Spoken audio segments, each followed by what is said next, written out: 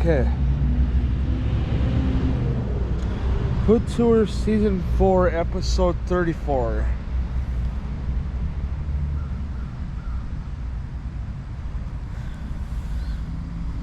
Wait, yeah. Hood Tour Season 4, Episode 34. Welcome back to another video. Back at it again with, riding.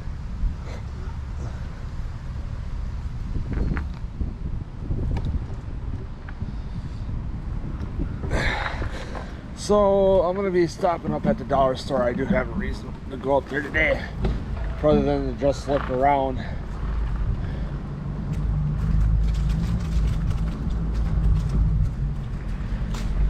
Yeah, fucking car's still sitting there like that.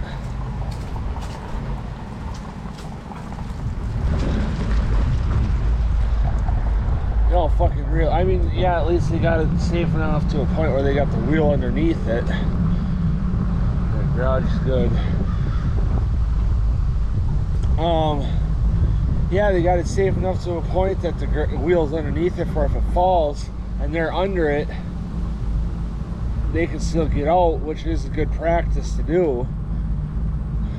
Dad does it. It makes sense. Yeah, it's gonna be a lot fucking cheaper to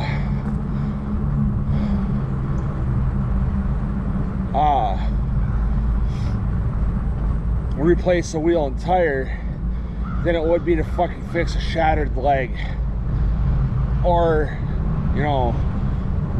a shattered knee or whatever. Because if you have a vehicle, let's say my dad's truck, for instance, that's, I think, about 6,000-7,000, roughly between 6,000 and 7,000 pounds, if I have to roughly guess. I don't know exactly. I think it's closer to 6, but I'm roughly guessing. And the jack and jack stands give out. All of a sudden, it falls on you, you're underneath the truck, and it fucks your legs up. It's gonna do more damage to your body than it will anything else.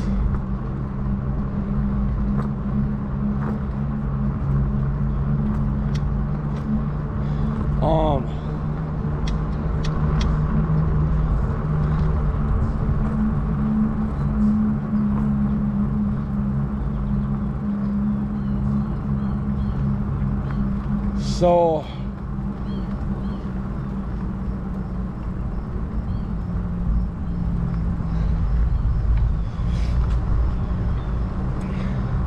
having a wheel underneath a vehicle is a good idea.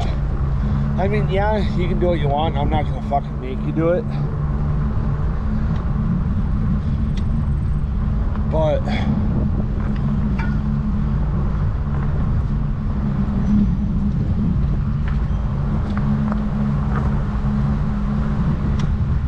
that wheel is at least gonna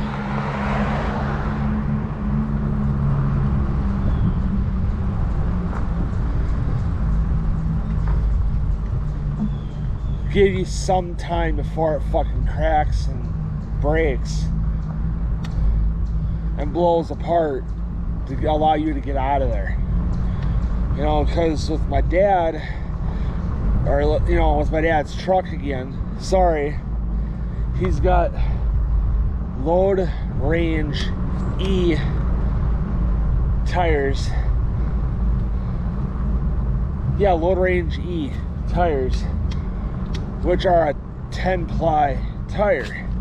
They're a thicker tire. For one or two reasons. Well, the main reason is because my dad wanted the thicker tires like that, the 10-ply tires, for the camper, because of the camper. you know, you ain't gonna have so much, you know, so much sidewall sag and squat out of the tire because of the weight of the camper. You know, you're gonna have more ply, so you're gonna have a little bit of a stiffer / stronger tire.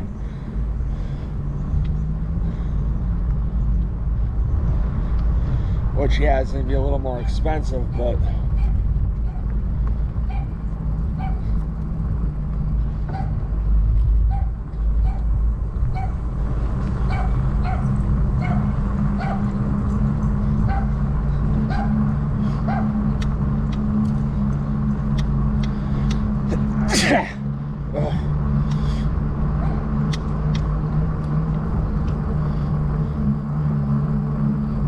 you know, yeah, the low range E tires are gonna be a little more expensive, but especially when you throw in,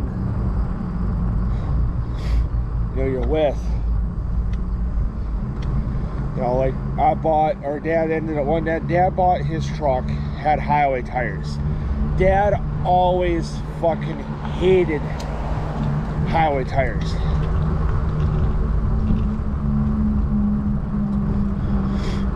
Because they suck in snow and all that. You know, you wanted something that's gonna be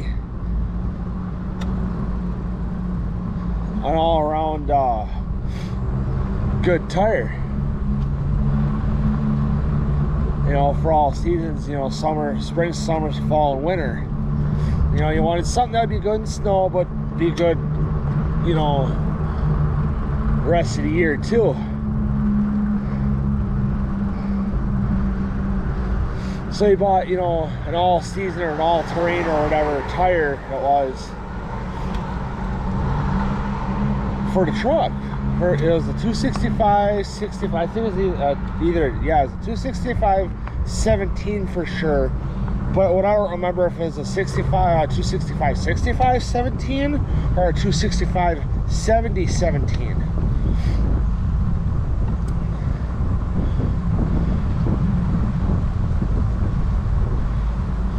Now Dad ended up trading those wheels and tires, which had the TPMS sensors,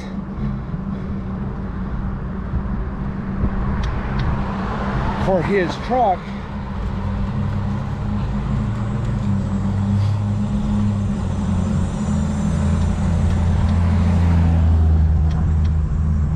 For the 295s that he has in the truck right now.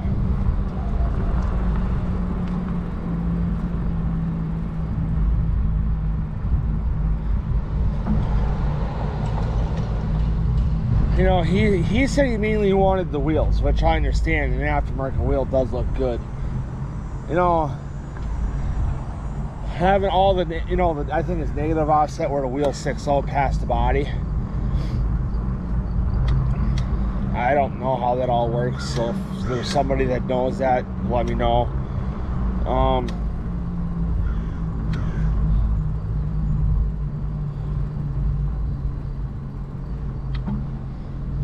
You know, so if there's somebody that knows how the, you know, the offset of the wheels of, can't talk. If there's somebody watching that knows how the negative offset or you know, the negative / positive offset works for an aftermarket wheel, let me know. You know, explain it a little bit. You know, all I know is that, you know, you go one way. You know, just have it sticking out, it's gonna be, you know, one way. You have it pushed in, it's gonna be another. You know, like a normal wheel, like in this vehicle right here, I think would be a positive offset.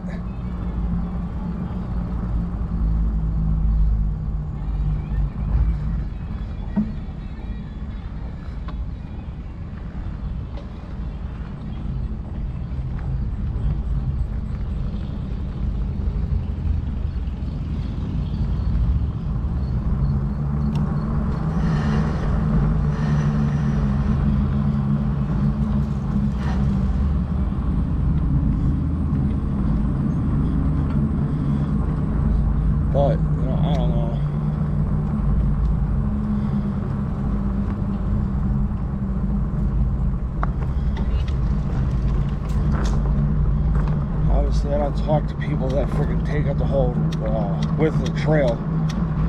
Fucking stupid.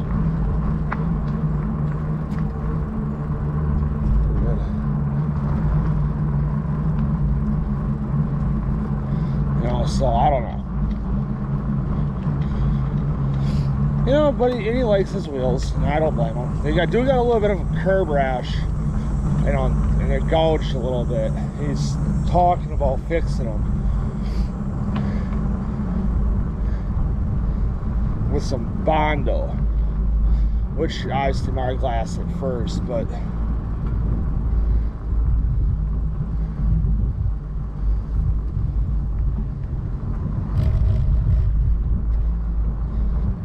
I don't know if, well, I told him,